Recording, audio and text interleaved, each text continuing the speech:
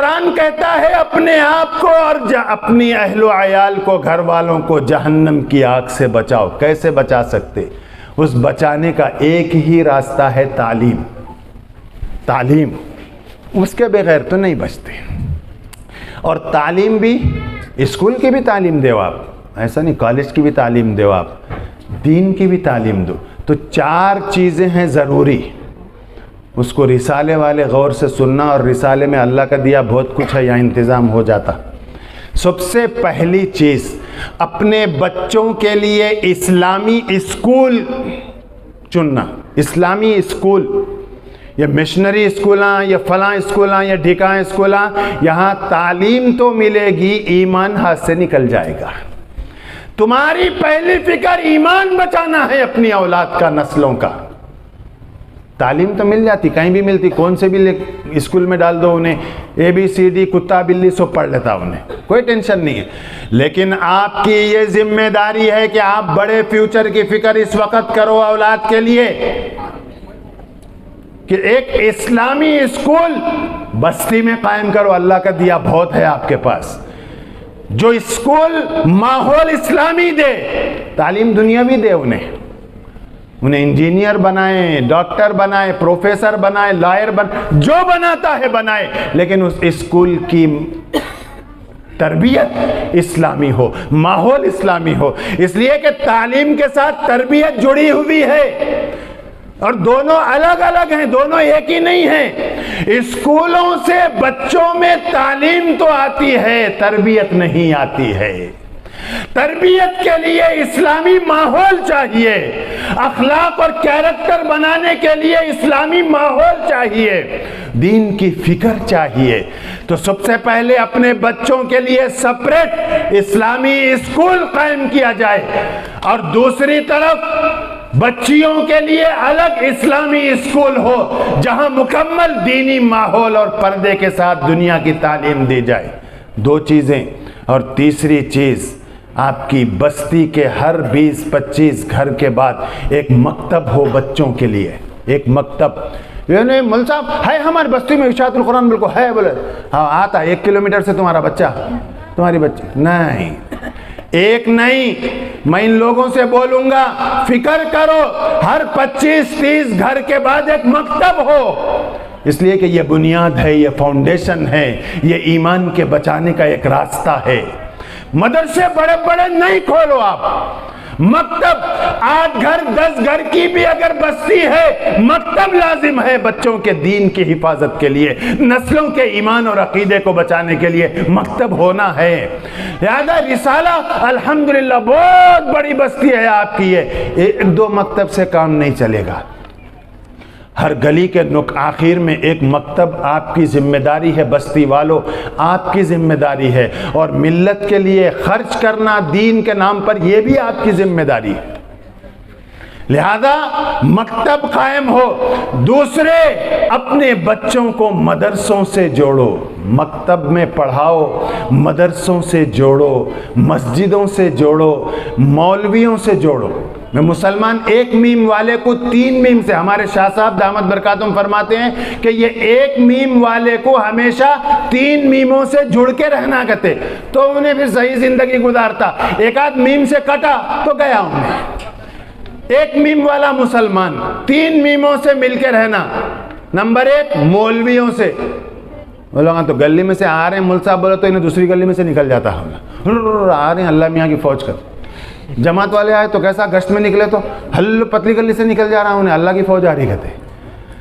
تو فرماتے ہیں کہ 1 میم مولویوں سے جڑ کے رہنا، تمہارے کو راستہ صحیح ملیں گا۔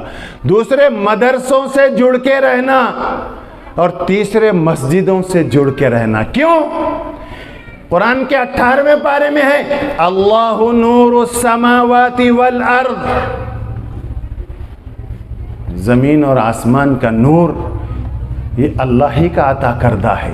یہ جو روشنی ہے گھروں میں ایمان کی، یہ اللہ کا نور ہے، یہ اللہ کا نور ہے۔ جس گھر میں دین زندہ ہے اس گھر میں روشنی ہے، اللہ کا نور ہے، اور جس گھر میں دین زندہ نہیں ہے اس گھر میں لاکھ لائٹوں کے باوجود بھی اللہ کے نور کی روشنی نہیں ہے، اندھیرا ہے۔ اور یہ نور ملتا کہاں سے؟ یہ جو گھروں میں نور آنا ہے یہ ملیں گا کہاں سے؟ اسی آیت کے آگے اللہ نے فرمایا یہ نور کہاں ملے گا؟ فی بیوت اذن اللہ ان ترفع ویذکر فیہا اسمہ۔ یہ نور کہاں سے ملیں گا جو گھروں میں آئے گا؟ یہ نور مسجدوں سے ملے گا۔ اس کا تار مسجدوں سے جا کے جڑتا ہے، تو جس گھر کا تار مسجد سے جڑا ہوتا ہے وہ گھر کبھی بھی تاریک اور اندھیرے والا نہیں، قیامت تک اس گھر میں روشنی ہوتی ہے، آبادی ہوتی ہے، اللہ کی رحمتیں برستی ہیں۔ اور جو تار مسجد سے کٹا کسی اور جگہ سے ملا، اللہ کی قسم جیتے جی وہ گھر قبرستان لگتا ہے، ویرانہ لگتا ہے۔ لہذا اپنے آپ کو مسجدوں سے جوڑو، جب تم جوڑو گے تو تمہاری نسلیں نمازی بنیں گی، تمہاری نسلیں اللہ کی فرما بردار بنیں گی، اور اگر تم مسجدوں سے کٹ گئے تو نسلیں بے دین ہو جائیں گی، گمراہ ہو جائیں گی۔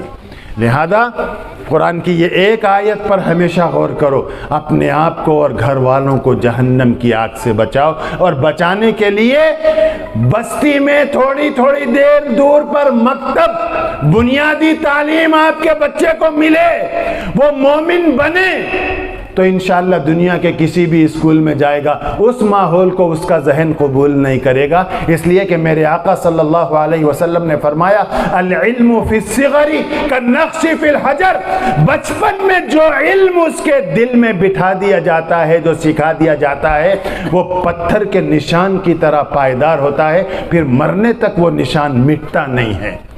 اپنے بچوں کے دنیاوی تعلیم سے پہلے ان کے ایمان کی فکر کرو، ان کی دینی تعلیم و تربیت کی فکر کر کے تم کسی بھی اسکول یونیورسٹی میں بھیجو، انشاءاللہ اس کا عقیدہ، اس کا یقین مضبوط رہے گا۔ ورنہ پھر اگر تم بیگانے رہے اور اپنی اولاد کے دین کی فکر نہیں کرے تو علی گڑھ مسلم یونیورسٹی کا وہ واقعہ میں سنایا تھا مسجد میں کہ ایک پروفیسرز کی ایک جماعت علی گڑھ یونیورسٹی میں وہاں گئی تو وہاں پر بڑے بڑے اسٹوڈنٹس، بچیاں بچے ڈگریاں حاصل کر رہی ہیں، کوئی بی ایس سی میں ہے تو کوئی فلاں میں ہے، کوئی فلاں اعلیٰ ڈگری والے وہاں پر، کے جی نرسری والے تو ہے نہیں۔